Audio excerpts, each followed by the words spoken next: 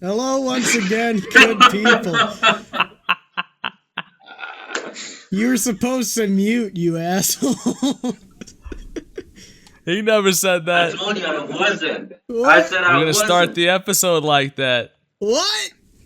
I didn't agree to This this. is it. We're in. We're Okay, in. fine. Hello once again. You're in for a fun time. Hello once again, good people. Welcome back to another episode of Riverbed Wrestling. This week on episode 18, where we will be taking a look at news, updates, and all the matches that have happened that we've seen this week. We can be in porn. What are you? You guys have any fun I am. facts? We're old. 18? We're old enough. We're 18. Oh shit, guys! We're starting the OnlyFans Can you buy a account right lottery now. ticket? Yeah. I don't. Shit, if you know Is it that. be 21 to buy a lottery ticket? Nah, it's 18. It's 18. I've Can you gambled a ever buy lot. lottery ticket? Yeah, I have one right now. I didn't even buy this one. I was just given it. I was at work the other day. I've only been gifted lottery tickets. Yeah, dude, I was given this lottery ticket I have in my hand right now by the maintenance guy at work. I was just talking to somebody. He came over. He's like, "Here, have this," and it's like $2 winner. And he just gave me that and then walked off. So that wasn't bad at all. He knocked your rocks Cashed off? a $2. Hey, man, $2 is $2. You guys want to get into some news here? You know, I started this whole podcasting career with only $2 in my pocket. Is that true? Yeah, how much do you have now? $3.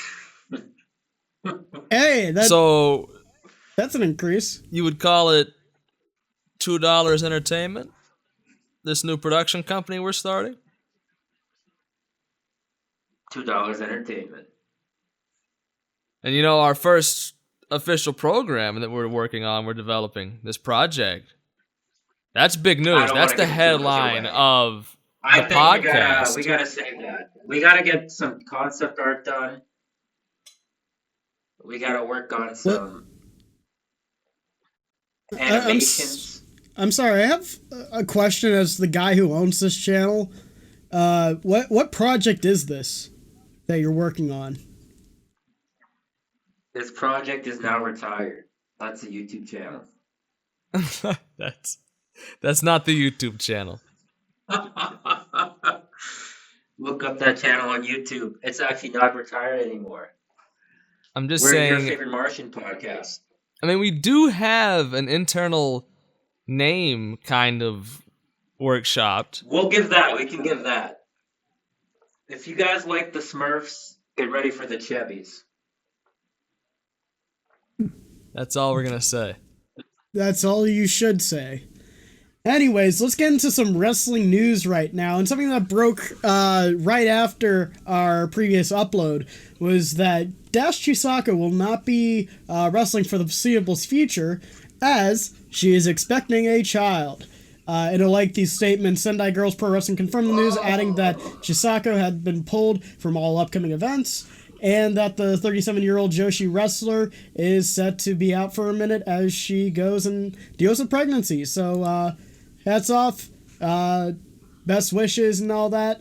Kind of sucks that we won't be seeing her for a minute, though. Like, her previous match that we saw, that we reviewed on here against Kadoshio Tokyo, Japan. And we reviewed that a couple weeks back. If you guys didn't see that, go check that out. And congratulations to her. Guys, you got anything to say about this? She's pregnant! Congratulations! Epic Have stuff. fun ruining your life. Take that, child havers. If you have a child, you suck. Exactly. See, I'm not one with the fuck trophy generation. I don't plan on having kids. Now watch as my son, like 20 years from now, hear this and starts crying. Yeah. You know, the things you say, future you has to live with. I have a choose podcast. to live deliberately. I gave up on that ages ago. There is no future you anymore. You're done. Nah, I'll evolve. Pikachu. Crazy thing to say. I'll evolve That's like some Pikachu. fucking. When I become Raichu and I come on the podcast, you guys are gonna be like a Victorian child drinking Sprite for the first time. Good for you. I didn't know you knew Pikachu's evolution. I watched the original show like VHS tapes as a kid. Bro, you saying you're gonna evolve sounds like some Andrew Tate shit. Yeah, I'm gonna evolve, which is why women don't deserve rights. Exactly, and you can do whatever the fuck you want to him and beat him and slap him a little. Yeah, and then they shouldn't be able to get pregnant because then they can't wrestle with Epic anymore. I know, right?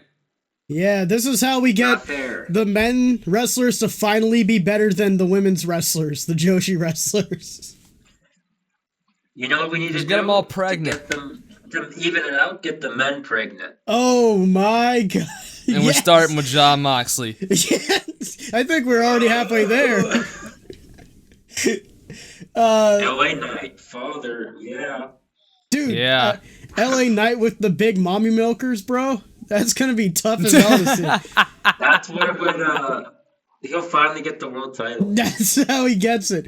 He takes fucking Goldust's idea from like 99 and puts it to use. Let me give me boobs. Let me give me boobs.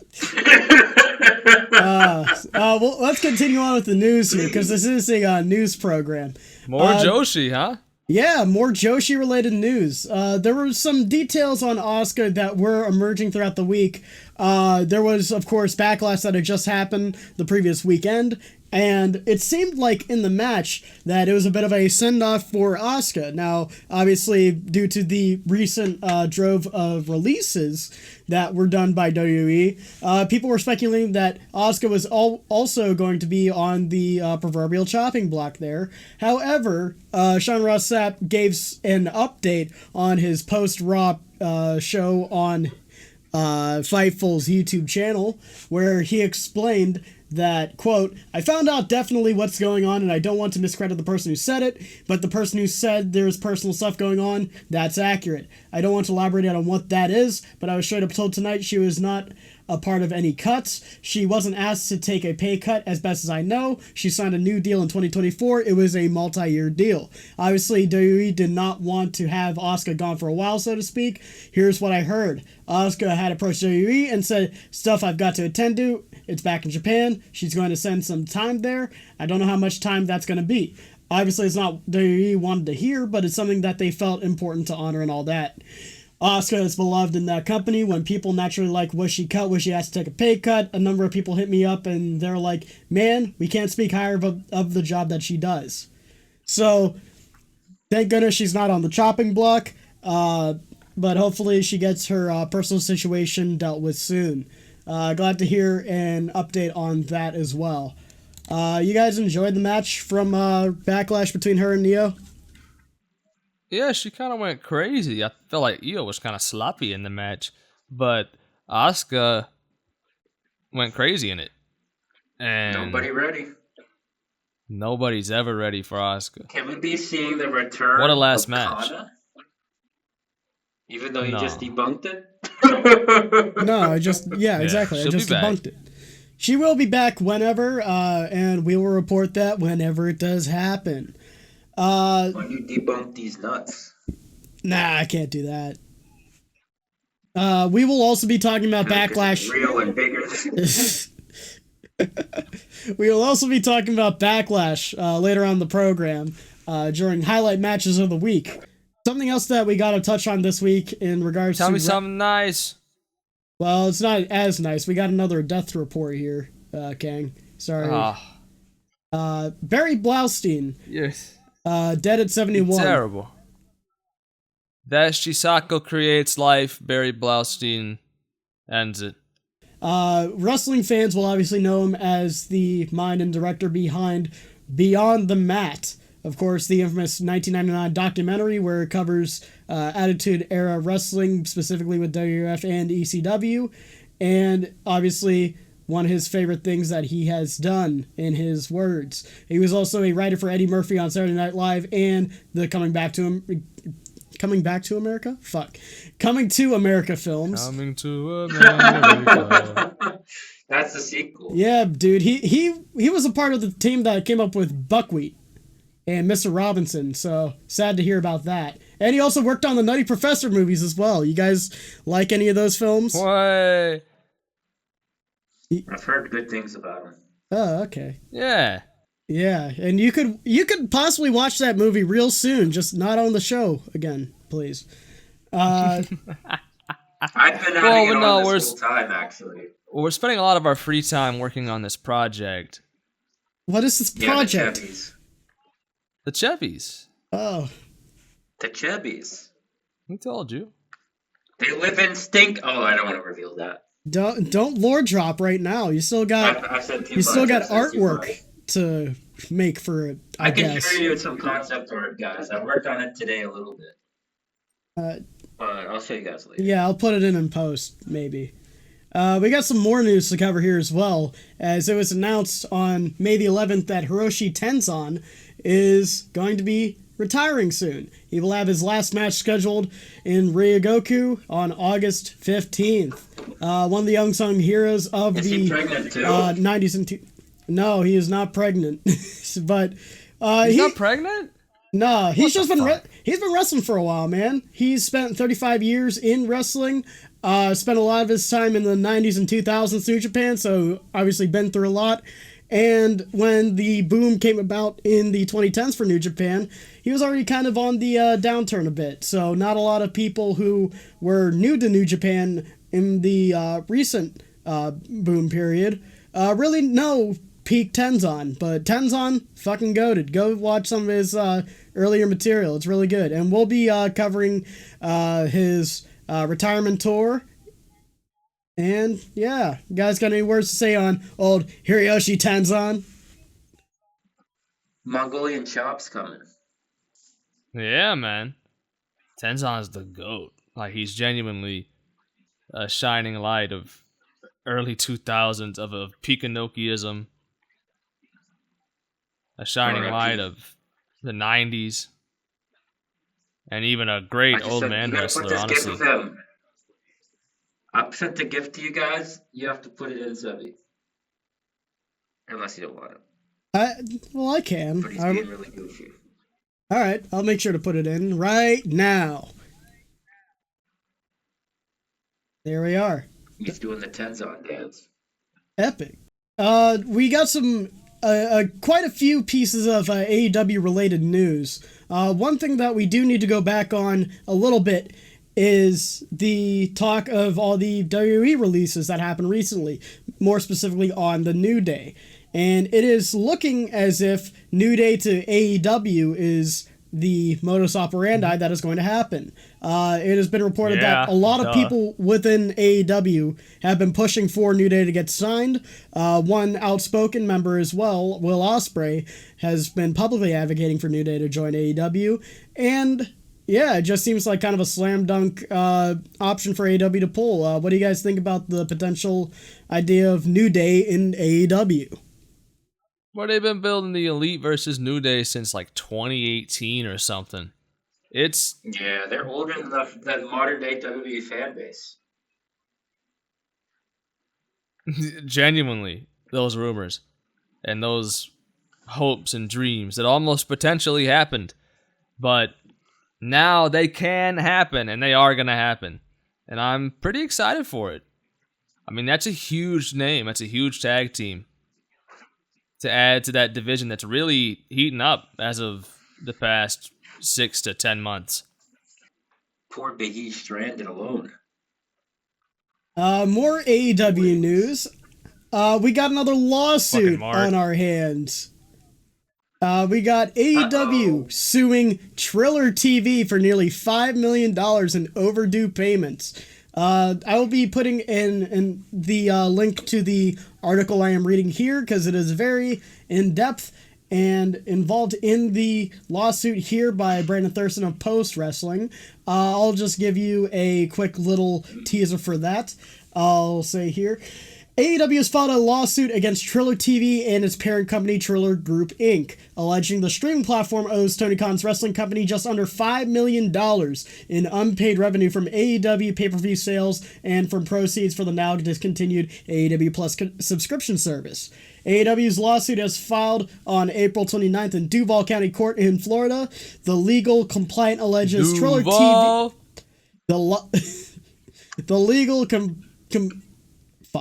The legal complaint alleges TrillerTV's parent company used AEW-derived revenues to fund other businesses, including a social media platform that never took off, rather than paying AEW what it was owed. So, TrillerTV, quite the lolcow in streaming, I will say. Yeah. How's your guys' experiences been with TrillerTV in the past? Because I don't really have the biggest utmost respect for them, shall we say. Yeah, pretty scummy, man. But hey, sometimes you can get a little month here and there and watch some good matches and some good fights or whatever, and that's what I do. But with AEW, it's a no-go. And now they're trying to make money out of them because Triller fucked them. Really, it's ass. But, you know, sometimes it's the only game in town. Sometimes. Well, I do want to go over this as well, and related to that article. Brett Lauderdale from, of course, the GCW head, saw this article from Brandon Thurston and then gave some info on it pretty much. He said in a long thread here, I'll give some of the highlights here. People and other promoters ask me all the time what's going on with Triller, so let me try to explain Brandon's article a little further in plainer details. TrillerTV is basically the artist formerly known as Fight TV, Flips Media. It's the wrestling wing of the umbrella parent company and operates mostly independently of the rest of the parent company. And TrillerTV platform still works great. I will dispute that. And it has a sizable monthly subscriber base and accompanying revenue, in addition to other standalone pay-per-views. The issue, as noted in the filing, is while this wing of the entity operates independently, the revenue it generates still goes into the parent company's purse. And the parent company, as the owner, can do whatever it wants with those funds, redirect to other projects, etc., even if it means neglecting some or a lot of its commitments to its existing partners. Fight TV was never Triller's main priority, rather the Triller TikTok-style app was. So while there's revenue coming in and some people continue to get paid, there are also many that aren't, and most aren't being paid in full or are owed significant amounts. Here's what I gather my educated insight as someone who reads these developments from a different perspective. The parent company located in China is indifferent to TrillerTV and its money issues. The TrillerTV Fight entity is going to be sold, but they can't until the court gives the freedom to make a move without the parent company's consent. So while this is a pretty tough circumstance for many, AEW, GCW, and many smaller partners, I remain optimistic that eventually there will be a resolution/sale. So, turbulent times for this company, I'll say. It's Chinese? Chinese, yep. Oh boy. We love them. It's over. I don't know if you knew this, Not over here. boys, but yeah, it's the Chinese century. We will all be required to have Fight TV related. What century are we in? The 21st century. Quite a while from now. It's 9 plus 10. It's the 9th plus the 10th century. 2100 though, we fucking idiot. Because the first century is 0 to 100. Real quick. Speaking of real quick. Yeah. Yeah. Sorry. I thought I was passing it over to you. Thank you. We got some more AEW news. The Owen Hart Cup bracket. Oh my god, you Mark. God damn, news sucks. We hate news. I'm trying. We have a string of AEW news, man. It is what it is. Actually, this is a pretty good positive story here. We got some brackets announced for the Owen Hart Cup. And I don't think what happened to Owen Hart is positive. So. Well, that's true. He's got you there. I'm No, not. he's got you. No, you're right. You're speaking facts. I'm gonna leave it in. Now, as for the Owen Hart Cup tournament, let's go over the names here and the matches that have been announced for the men's tournament up first.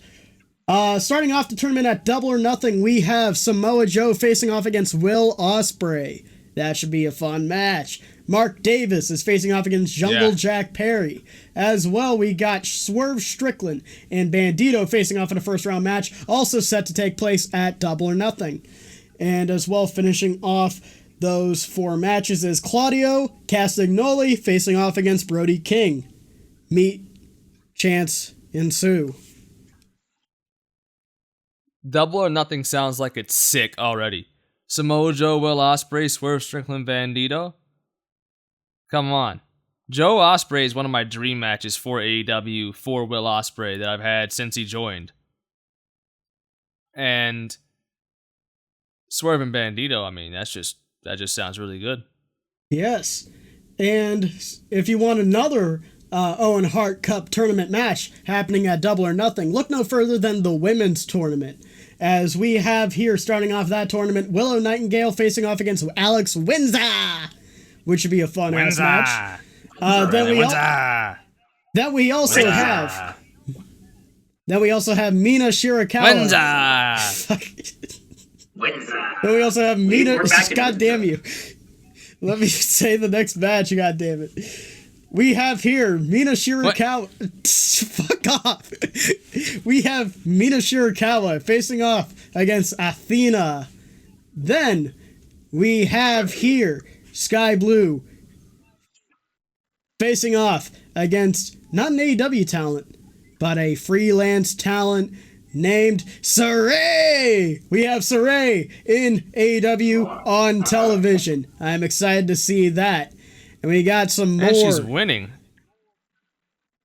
God, I hope so. She's facing Sky Blue. She's winning.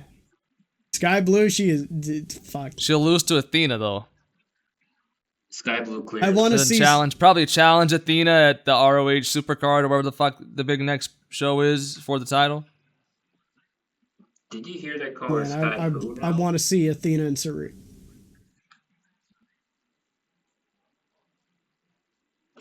I'm sorry, I can't work off of that. You were cutting out on my end.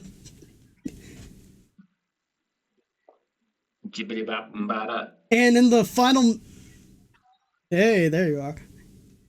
And in the final match of that tournament, we have some more international talent coming in, as Persephone from CMLL faces off against Hazuki from Stardom. Hell yeah! We get Hazuki in AEW. Overall, these look like fun-ass brackets. The women's bracket blew me the fuck away. This is an amazing bracket. Because you're going to have Hazuki or Persephone versus Willow Nightingale. You're going to have Sareee versus Athena. And then probably Athena versus Willow, I'd imagine, in the finals. Sounds pretty sick. The men's, Ospreay... I imagine Mark Davis goes over Jungle Jack Perry. Ospreay versus Mark Davis again. Ospreay gets his rematch victory over Mark Davis. And then maybe Swerve and Ospreay in the finals? Claudio would be the smart booking, I think. Death Riders, storyline going on with Ospreay. Yeah. But I think Ospreay eventually wins and goes on to win the world title. Makes sense to me. Yeah. Previous winners of the Owen Hart Cup tournament include, for the women's side, Britt Baker, Willow Nightingale, Mariah May, and Mercedes Moné. And for the men, Adam Cole, Ricky Starks, Bryan Danielson, and Hangman Adam Page.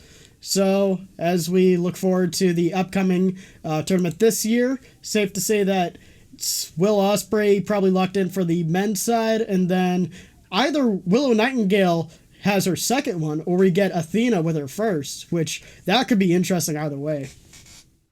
I think it'll be Athena. Willow Nightingale. It'd be pretty fucking hype. I love Athena. Or Sareee. Just make Sareee win the whole thing. Fuck it. Yeah, that's the best option.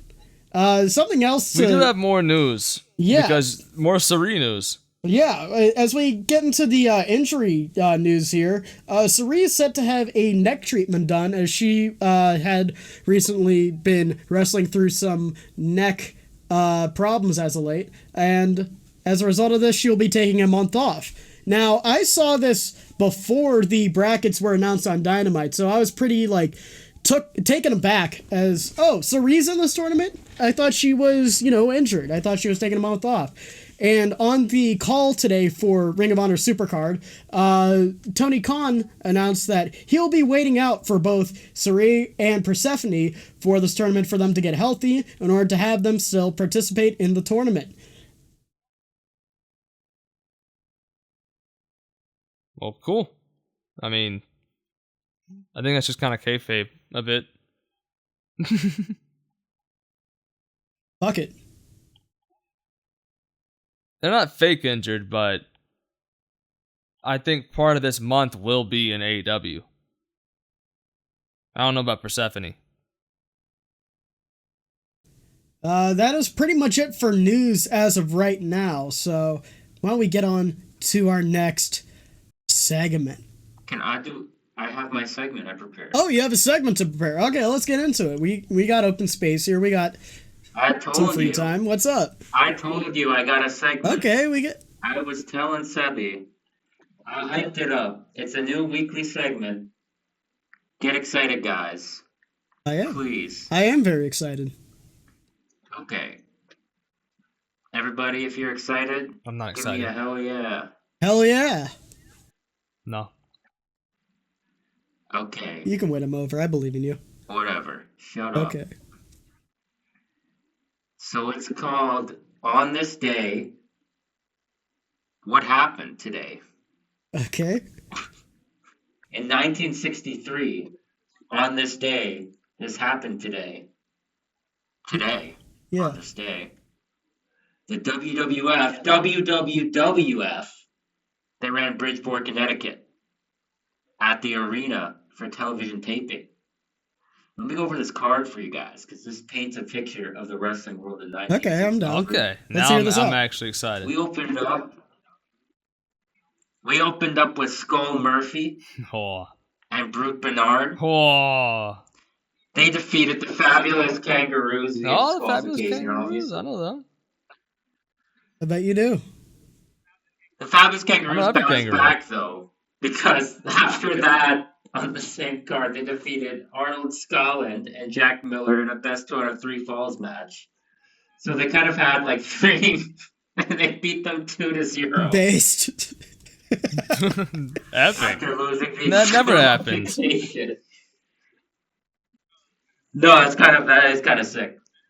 And then they had another 2-out-of-3. What? Or Tim Woods defeated Willie Bath in a best 2-out-of-3 Mall Falls match, Yeah. 2-1.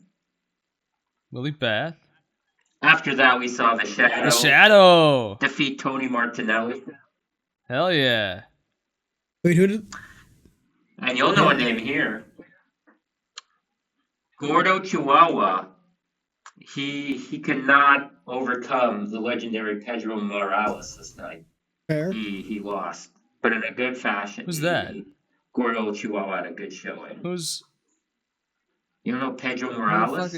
I know the legendary Gordo Chihuahua. Gordo Of Chihuahua. course. Yeah. Who doesn't know Gordo You know, Chihuahua? He put Pedro Morales Ah, over. wow. He gave him the Chihuahua. Chihuahua rub. I hope you rub your Chihuahua if you have one. Well, pet. Yeah. Shout out, is anybody in the comments, if you have a Chihuahua, do you rub it? Do you rub your Chihuahua? You rub it all over? You rub its belly? And then in the main event, Tony Altimore defeated Roger Dupree. Ah. 5-star match. 5-star classic. Oh, well, that was nice. How about that? And that's the father of Maxine Dupree. Well, I don't know about Father? that. Probably grandfather, if anything. She's old. Oh. And that's what happened today, on this day, today. What happened? What happened today? On this day. I'm spinning off into my own show. No, you're not. What is it? What happened today, on this day, today, what happened on this Today, day? what happened? No, it's just what happened today, on this day, what happened? What happened on this day, what happened? That is not the Alter Bridge lyrics. On this day. Alright, what happened on this day, what happened? We can make an intro song with it. On this day. This day. What happened on this day? On this day. Today. It happened on this What day. happened? Today. Well, how about that? Is that our halftime segment and everything else? That's Is that pretty just a much new it. segment? Yeah, I'll take it. I'll take it for the halftime. Fuck it. We'll do it live. That's halftime. That's our break and our split. And now it's time to take a dip. You thought I was going to say something else. Into the highlight matches of the week. Yes, indeed. Golden Week of Japan. Which was actually like Yeah. kind of like last week. Yeah, Golden Week in Japan. And as a result of that, we're going to talk about WWE Backlash from Tampa, Florida. There is a couple matches to talk about. There is, I guess, one standout for us. Yeah, we watched WWE Backlash 2026 in Tampa, Florida. And if you had a problem with the ads on WrestleMania, don't worry. There is not that much funding. There's technically less ads, but it still feels like a lot. And as for the matches, we'll go through them here, one by one. Braun Breaker defeated Seth Rollins by pinfall in a singles match. The time for that match was 21 minutes, and it exposed the fuck out of Seth Rollins. Yeah. Or are you getting warped? No. No, I think he's just trying to do too much, and he's failing. Yeah, it's unfortunate. I've had this talk with like a few of my friends who like kind of only watch WWE, and they were. I think they're starting to finally temper their expectations on Seth Rollins. I'm not a Seth Rollins hater by any means, but like, come on, he's like he's notorious as fuck for having his fans like push him in the canonical minds of the wrestling audience as more than he actually is, which does nobody any favors really. He's a good floor raiser, but as for like cool matches beyond there, he's got a few, but nothing I'd go out of my way to, be excited about if I see Seth Rollins on a card. And as for this match here, I like Braun Breaker a lot. Still a lot of funky issues with this match. Just kind of clunky in parts, had no real like structure to it in any way, it felt like when watching at the time. And obviously, if you saw any clips from this show, you would have seen the, how do you put it? The rollover, the lariat into a powerbomb position. You've seen it before with like Will Ospreay. Obviously, AJ Styles made it. You've seen Seth Rollins do this before, very slowly, plenty of times. And this one, he accidentally dumps himself on his fucking head trying to do it and doesn't get the full rotation. Now, I will say, though, in that moment where he fell on his head and just ate shit, Braun Breaker did the absolute best thing he could do in that scenario and just say, well, this spot's fucked, and then just does a backflip, which is pretty beast. I'll give him that. Yeah. Yeah, but not the best match out of these two. As for the next match, wasn't too overwhelmed by it either. We got Trick Williams facing off against Sami Zayn. Fine Sami Zayn performance. I feel like he's doing okay working heel, but it's just 13-minute match with Lil Yachty involved. Does anyone remember anything from that match? Yeah. Nope. Next. Sami Zayn whooping the fuck out of Lil Yachty. I remember that. But something that's a minute less, but still 10 times as memorable as much on the card. We had Danhausen and Minihausen, which is Masquerade Sagrada, also known as, El Torito, and they're facing off against The Miz and Kit Wilson. This was by What far a match. the stupidest thing I've ever seen in my life, and it was amazing. It was it was a fun ass time. So this is set up as Danhausen and a mystery opponent set up against Miz and Kit Wilson. And what ends up happening is Danhausen comes out there with this little coffin mobile, comes out there with a big old cloning machine, and you see a big ass silhouette in there. Big ass. We called this in the moment too. Yeah. And he opens up the latch, opens up the door, and out comes a Minihausen, a miniature version of Danhausen, which is just, it's perfect. It's pretty much perfect. And in this match, you see Miz and Kit Wilson just being the, like, absolute funny enforcer heels in this. And a lot of this match is just Minihausen doing the work and doing cool flippy moves. Yeah. And it makes it... Yeah, he's the best wrestler in the match by a country mile. No, this match was great. It had an amazing spot in it, in which they were going for the curse, and Kit Wilson grabs a mirror, and the curse gets reflected back onto the Hausens, onto little Minihausen and the like, which causes him to lose. But also, the Miz is still cursed. He wound up hitting himself with the fire extinguisher and hitting Kit Wilson. So that really enforced a Home Alone vibe to this match. And I don't know, it's amazing, great comedy, WWE goofy ass chaos that I like a lot. I'm not, like, it's not my favorite wrestling. In a perfect world, it wouldn't exist, but the wrestling like this does exist, and a good comedy wrestling match is a good fucking match. And this was the best match from the card. Yeah, I think it was a shining light on a really pretty mid-night. Honestly. And like with Miz and Kit Wilson for sure in this match, like they were on their A game here. And like stuff that I will take away from this match is like, think of like the suplex spot they had with Masquerita, where they did like a double suplex and then Miz steps away from it and Kit Wilson's the only one like holding him up, and he's like pantomiming like he's holding up like somebody like larger, and it was like great there. Kit Wilson's expressiveness on like say the duplication spot, shall we say, where Minihausen goes back into the big ass box, starts sparking up, and then a bunch of Minihausens come running out of it, which I'm not sure was entirely legal in terms of the rules of the match, but I don't know, referee's discretion, I guess. Yeah, man. They were bouncing around on the announce table. It was so fucking funny.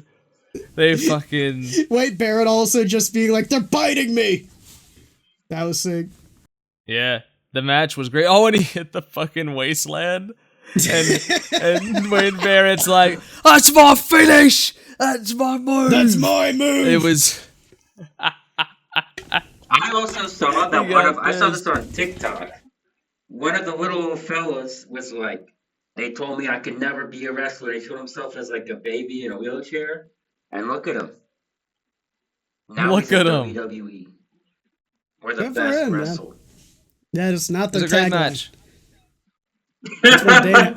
Where Danhausen wrestles. Where Danhausen wrestles. Yeah. And next match up on the card, actually this one was pretty good as well. Io Sky versus Asuka in a singles match. This one was the longest match, well, second longest match on the card. And it was definitely the most complete match that wasn't Danhausen and Minihausen versus Miz and Kit Wilson. Not vibing with it. Yeah, unfortunately. Crowd was dead. They had to follow up the tag match. It's hard to put those two ladies in that position, but when they're two wrestlers such as Io Sky and Asuka, they can still work with it. I felt like they still had a really good match there. It was a nice send-off for Asuka before she heads off for a little bit, and enjoyed the hell out of that Blue Mist spot with the little contract there. Yeah. I thought it was a pretty good match. It was definitely the second best on the card for me. And outside of that, I could really not give a toss about the whole rest of the card or WWE. Pretty much. And I'm in it for Danhausen and the Joshi. Yeah, No, I really, got Gunther too, man. We love Danhausen. and then Roman Reigns and Jacob Fatu had a match as well. Roman Reigns won. Yay. So That's now pretty it's much Golden bad. Week time. Golden Week. It's time for Golden Week. Golden Week! Yay! So we are now going from Danhausen and Littlehausen to Marvelous 10th Anniversary. Nobody can tell us that we don't have range on this show. Marvelous. Yeah, don't touch that dial. Don't touch that dial. Don't touch that fucking dial. God. We had the Marvelous Touch that 10th dial. Anniversary commemorative event transpire, and we watched the pay-per-view in full. Took place at the Yokohama Buntai in Yokohama, Kanagawa, Japan, and it is going to be a part of our May series. And we have a match on this card that we will definitely have on the end of our top 10 lists for this month. We'll go through the card here a little bit. There's Saw a bit of few this week that'll be high up there for me this month and this year. This is a good ass week. On the card we had our token white people match as Starboard Charlie had a good affair against Titus Alexander, and then right after that match, Token man match. Token man match. well, there's a few more guys on this show, especially in the death match. We got a 4-way tag team match as we had Alan Angels and Ray Lynn face off against Miko Lana and Vinny Massaro, taking on against Renee Michelle and Yosuke Santa Maria.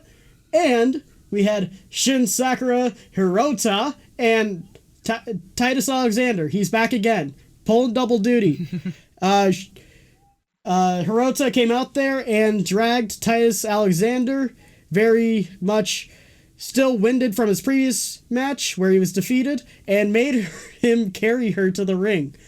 And throughout the match, it was still a fun match, and in the end somehow, Hirota and Alexander end up winning. So, good job, Titus. You ended up at least getting one win on the show. Good job. 1-1, 500. Indeed. He'll take it. Yeah. That's two And also- paydays. Well, not in this economy. After that match, we had Miyu Yamashita take on Senka Akatsuki in a fine 10-minute match. Definitely when you have these two together, it's hard to envision anything less than good. Still a fun time. Obvious result, though. Senka did look shook coming into this match, so hard to say she really had her head in the game as much, but hopefully She's later just on... so good. Her willpower is so strong. Yeah, with somebody who's as young in the game as this, still lasting 10 minutes against Miyu Yamashita, I mean, that's better than most in her category. And we should hopefully see... We should hopefully see a rematch between these two later on. They've been more competitive in a main event slot, in my ideal world at least. Let's see here. We had a 6-man tag team match as Aja Kong, Hijiri Saotome, and Sori Ayame taking on Aihozan, Chigusa Nagayo, and Ruka Amahane. That's right, you heard those names. Yep. And two of those names, one on each side, were very much rookies. They are fresh to the game. They are actual children. Within this match with other young candidates such as Sorayame and Aihozan, and of course, two legends in Aja Kong and Chigusa Nagayo. And, gang, can you tell me about who came out here to help support Chigusa as she made her entrance to the ring? It was Lioness Asuka, Crush Gal's teammate for the 10th anniversary of her show, of her events in Marvelous Pro Wrestling. We have her tag team partner from the peak of Joshi Pro Wrestling in the 1980s, Lioness Asuka. And the crowd kind of went bananas there for a second And Asuka, I tell you, she looks the same. She just looks like an older version of herself. While Nagayo turned from the plucky Nagayo she was in the 80s to just, genuinely the most Japanese grandmother you ever seen. Straight up. And she will kill you. Fun match. And she fought. More or less for the vibes, and I did enjoy the moments where... the rookies. Yeah. The rookies were interesting. Their test of strength battle was really good at the start. They showed a lot of fire, and it's always great to watch rookies. I love to watch the children wrestle. It's always interesting seeing that happen. It's always interesting watching children wrestle. I don't like how you... I don't like how you had to double down on that. You're kind of scaring me. We had an 8-man tag team hardcore match. We had Jesse Jackson, Johnny Robbie, Masha Slanovich, and Queen Aminata facing off against Nagashima. Chika Mayabi. Chika Nagashima. Chikao Nagashima, Chika Mayabi, Riina Mashita, and Vaney in a 60-minute 8-man tag team hardcore match where just kind of meandering, had a few good spots in it, but take it or leave it, you know? It was what it was. And if you think that Titus Alexander is the only person on this card to pull double duty tonight, you are sorely mistaken, as coming into this show, we already had a double duty announced for this show, as Miyu Momono is on 2 matches on this card. First up here, she's facing off against Mei Seira. And this match, very short. Obviously, they didn't want to put too much of a workload on Miyu Momono. However, it felt like it took away from this match some vital minutes that could have made it a lot more than it was. However, in the nearly 7-minute match that it was a really good match. Mei Seira and Miyu Momono are 2 little gremlins that know how to make a great fast-paced match. And this one, within the 7-minute span it was still pretty good. Yeah, it was a good match. It was just really short. But that's okay whenever they're the fastest in the game. But then the very next match, Momono's in a tag match. Yeah, Momono is tagging with Itsuki Aoki, facing off against Mayu Iwatani, and in her retirement match, Rin. She just came back from retirement a couple years ago after being retired for a couple years. So, we'll see if she's gone, truly. And Mayu was working with a broke toe, and had a lot of spots that were very dangerous looking for her toe. And a lot of people got mad online. I think he got worked, Marks. Yeah, her toe hurts, but come on. She knows what she's doing. She's working you. But it was great. Every time she kept kicking with her fucking with her hurt foot, and then being like, my fucking toe. And that's kind of the highlight of the match for me. It's just Mayu selling. And that's the highlight of most Mayu matches. So, yeah. Fair enough. After that, in the semi-main, we had a AAW Tag Team title match as Nightshade and Nyla Rose faced off against Magenta, which is Maria and Rico. Fine match. In the end, Nightshade and Nyla Rose end up defeating Magenta for those Tag Team Championships, which leads us in to our main event of the evening for the AAW Championship. The main event of this is, of course, Spark Rush colliding. We have Takumi Iroha, the champion, facing off against Sareee.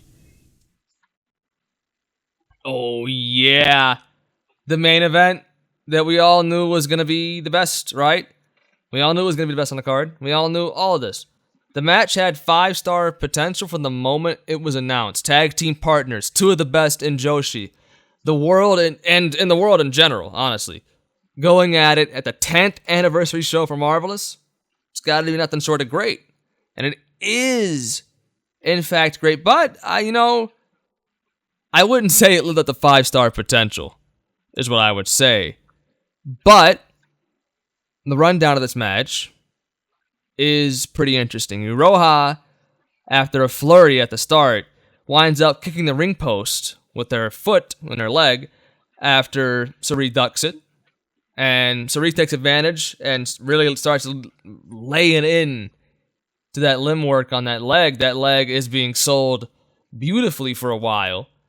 And then it starts to become back and forth.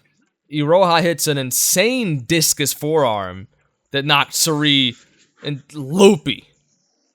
Until, and this was my spot of the week until Dynamite last night, until Sareee just goes absolutely crazy and pounds on Iroha from the top, which, like I said, was going to be my spot of the week, but you'll hear later. I mean, she just beat the shit out of her. Nothing was held back because they're tag team partners or anything. They started going at it. And then, of course, Takumi Iroha is the ace of Marvelous. Sareee hit everything on her. I mean, everything. But she was never going to lose this match. It's the 10th anniversary of her company. And we knew the result going in. But they really made Iroha look strong, taking a lot of shit, and then boom, she hits her finish and wins, which is great. It was a great match. I think there was some meat left on the bone with the limb work after the leg. They kind of forgot about that, and they kind of really forego the storyline in favor of all-out action in the final half, I would say, and it was great. It just could have been all time. But I still, it's going to be up there in the matches of the month list, without a doubt. Yeah, I agree. Very physical match. Had the intensity that you would want out of these two individuals, and they collided in a very great affair here. Definitely something to keep an eye on as we head into the second half of May here already. Feels like we were just talking about April here. But we'll have to see where that lands on our lists. And some other matches that could, in fact, end up on our lists come from Pro Wrestling Noah. Noah had their Spring Mayhem Ryogoku show at the Ryogoku Kokugikan in Tokyo, Japan. And there were two highlight matches that we got to discuss here. Brandon, can you give me a little bit of information here regarding the junior heavyweight title match as Dragon Bane faces off against the current champion Amakusa? I'm Brandon, and I left because they kicked me out of my recording studio. Uh-oh. Wait, what happened? Wait, what is... I missed something here. Keep this in the podcast. What the... They kicked them out. I don't really have a choice, I guess. Brandon's in his little recording studio, and at the apartment complex he lives in, and his time's up, so they kicked him out. I thought he was good for another half hour. What the fuck? Why are they trying? They're trying to fuck over our podcast. I see how it is. They're trying to fuck over our show. You know what? Yeah. This calls for some dignified violence here.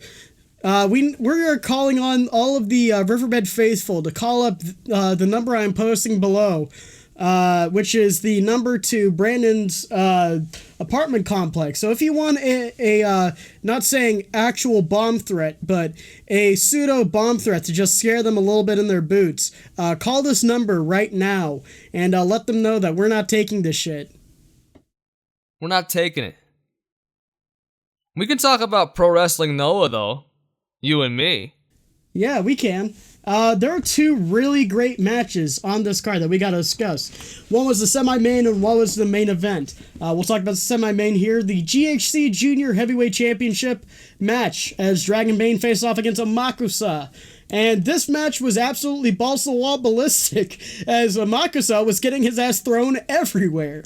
We had here a great junior heavyweight championship match where the high flying was beautiful, but the physicality was brutal. Kang, what do you think about this match in particular? Noah's got the best junior division in pro wrestling. Amax is at the head of junior pro wrestling in Japan. I mean, they had pristine timing, pristine execution. The pacing was phenomenal. Both men impressed. They had phenomenal chemistry. I don't know what else to say about it. I wouldn't mind a rematch at the next big show, or because we have a brand new champion in Dragon Bane versus Odashima. Give me that. Ooh, that could be good. I'll be there for that. I'm telling you, the Noah Junior division is hot right now.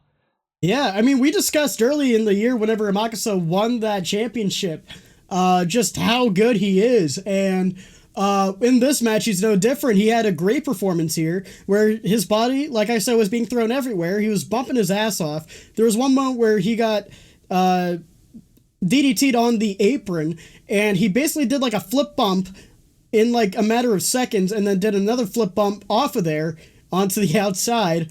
He was landing crazy in this match. There was one point where he dived to the outside and like he like spun around a bit on top of like the barricade. It was fucking wild.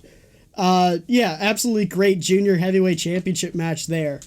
But another really great match happened right after that. Yes, it in fact did, and I wish Brandon was here for this because this is his guy. But Shane Haste, man, I'm going to say it right away, defeats Yoshiki Inamura for the heavyweight championship of the GHC variety. This is a heavyweight hoss fight. These two toss and smack and throw themselves into each other for over 30 minutes in a fast-paced, brutal affair. You want to see two big men give it all for the sake of the motherfucking arc? Sacrificing years of their life for our entertainment? Then yeah, this match is for you. That's the name of the game. With this match here, you see Shane Haste giving an absolute great performance. There's one point where he ended up getting thrown onto the top of like the barricade, and then like just spine aligned with it, with like the top of it. Absolutely brutal there. Yoshiki Inamura with some absolutely masterclass lariats throughout this entire affair. Both men just getting absolutely like thrown around. It looked like two atoms colliding at several points in this match. And what an absolutely physical, brutal match that just kept on leaving me impressed minute after minute. Yeah, it was a girthy match, I will say. It was past girthy. The 30-minute mark. There was a certain point where I was just like, maybe this could wrap up here. Maybe this could, be tied up in a nice bow here. But if it did overstay its welcome, it didn't overstay its welcome that long. Exactly. Really. It was paced well really enough that it survived 30 minutes. It could have been shortened.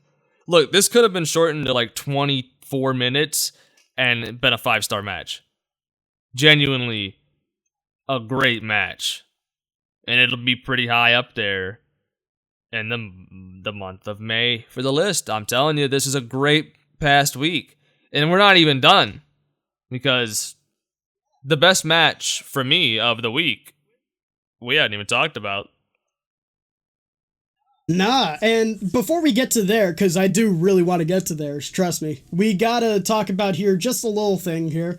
We have not watched yet Shane Haste's first title defense, which is against Kenta. Which is really and good, from what I'm hearing, that's a really great match. Yeah. So we'll have to keep an eye on that. And also, we'll have to keep an eye on what Yoshiki Inamura does after this title loss, because I love me some Yoshiki Inamura. He threw out some absolute bombs in this match that makes me want to keep on following his ass. I love his discharge. I like his discharge. Yeah. The splash called the discharge. I like his really discharge. Really fun. Okay, you could phrase that better, please. Yoshiki Nomura's discharge, I love it. I do too. I love it when he bounces. Do as well. And he flies. I love when he bounces with the discharge. I love when he bounces and then discharges. Yeah. That's Yoshiki Inamura right there. Discharge. But yeah, let's talk about Dynamite. Hell yeah. Light the fuse. Break the booze. Rick the booze. Dynamite. More AEW. Yeah, we got more AEW to talk about this week. They had their Dynamite show on May 13th. The 345th episode of Dynamite. And I'll touch on this real quick here. We had a nice TV Will Ospreay match. He's continuing on the story of him getting mentored by the Death Riders, and had here a very good TV match with Ace Austin. This really showed Will Ospreay's physicality in a great light, and was the first, I'd say, proper showcase of what Ace Austin can do in a singles match on AEW TV. And yeah, really good showcase by both of them, and showing the, the physicality of Will Ospreay as he's continuing on his training regimen with the Death Riders, showing his grit, his viscerality with what he's doing in that ring. Kang, can you tell me about Will Ospreay and Ace Austin here? Ace Austin surprised me. He showed great fire.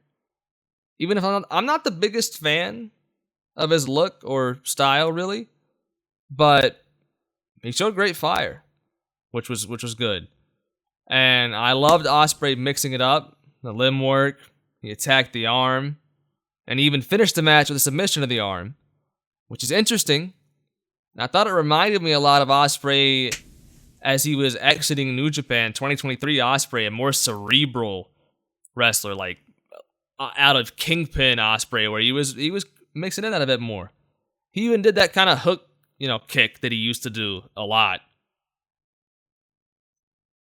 He was attacking the arm with a lot of moves in a very interesting Ospreay flying way still.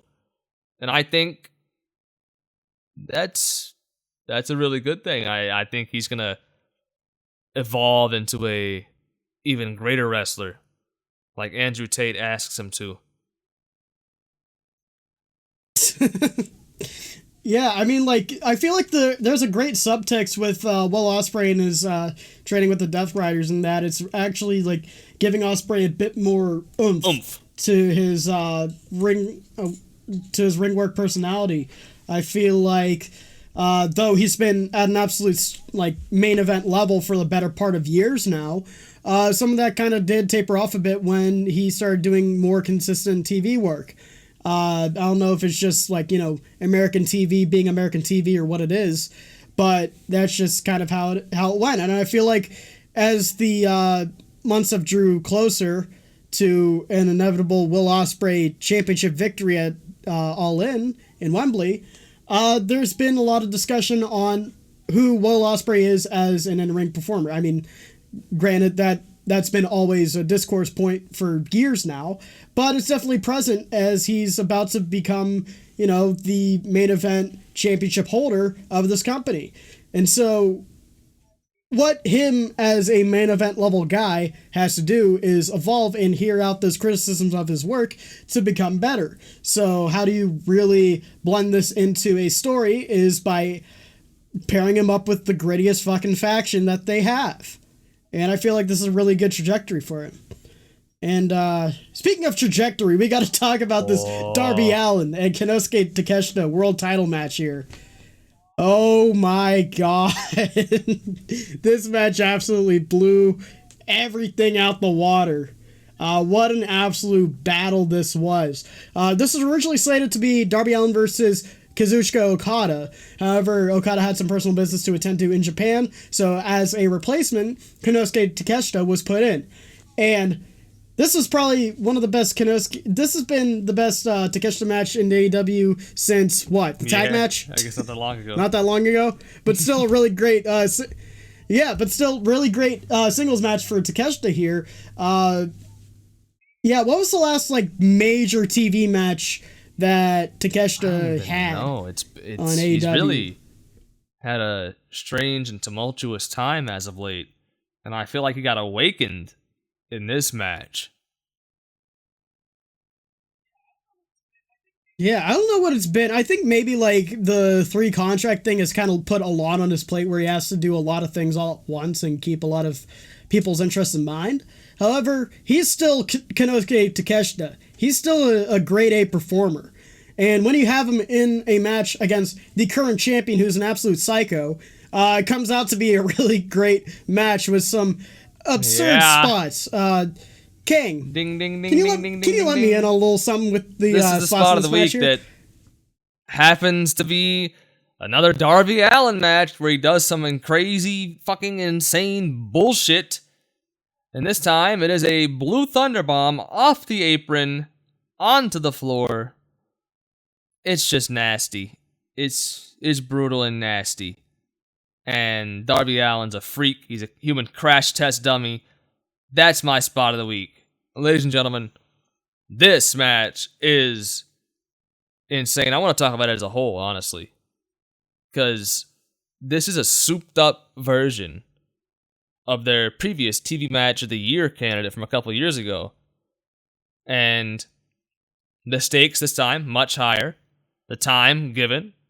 And Takeshita just tossed Darby Allin, the fucking human crash test dummy that he is, around for 20 minutes until Darby, the god that he is, operates with a great sense of urgency as he immediately springs up off a Scorpion Deathlock into some coffin drops. I thought that was an amazing way that I love the urgency that he fights with. He's aiming to get the win at every single point in the match, which is why he is so good. And that was an amazing finish. And of course, the match had a spot of the week. It also had some other crazy spots. I'll let you maybe shine a light on some crazy spots, but we're going to have to talk about this Darby Championship reign. That's my big question at the end. We'll wait for it. Yeah, I just want to shout out real quick, because I did want to get to that. I want to shout out the bridging suplex off Almost the top of the spot rope. of the week candidate. Fuck, I don't think I've ever seen wild. a German suplex off the top Honestly. rope that ended in a bridge. It's always a release. Like, absolutely, like, wild. Something I do want to bring up as well, like, Darby's one of those guys that helps out other spots in, like, completely different matches that have nothing to do with them, because, like, what I always think about in matches is one of those, like, tease spots where, like, oh my god, he's gonna suplex him to the outside onto the floor. And, of course, it doesn't happen, because nobody in the right mind would want to take that spot, unless He's you're not in his Darby right Allin. mind. So, he helps. Yeah, so a guy like Darby Allin doing the spots that he does not only helps out his matches and makes crazy spots for those, but also helps the benefit of the doubt to think for a second, at least in other matches, man, this guy might get suplexed to the outside in like, you know, a T-spot. So, thank you, Darby. But in this match, yeah, absolutely insane. Balls to the wall, and I think it's the best. Really great match. It's and the best as for of Darby this Allin's title reign. Yeah. And I think it's one of the best matches I've seen this year. I am giving this match a full 5 stars. Ooh, okay, I see it. I'm not sure if it does, because I still think in my head, which Darby Allin match do I like more?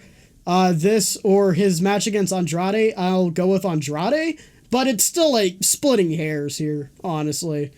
Like, I'll have to think about like what specific score whenever we get to, you know, end of May or whatever. I know a 5 when I see it. I feel it in my heart. Borderline on there for me. I'll have to sit on this score. Fair enough. How's the Darby Allin title reign moving you? We've talked about the match now. That's the big question I wanted to leave us with.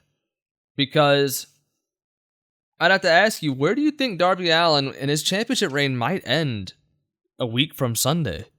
At Double or Nothing to MJF in a hair versus title match. Or it might not. But either way, it's not going to last very long, obviously. But where do you think his title reign is going to rank all time in AEW World Championship reigns? Because I think it's already pretty fucking high. It's gotta be, because, like, it's definitely for the length that it's probably going to be given. It's going to be one of the more focused championship runs that we've seen out of AEW. If you go back through their history, they have some long title reigns, some flip-flopping there with the whole Punk and Mox thing, the Rocky 3 thing that happened.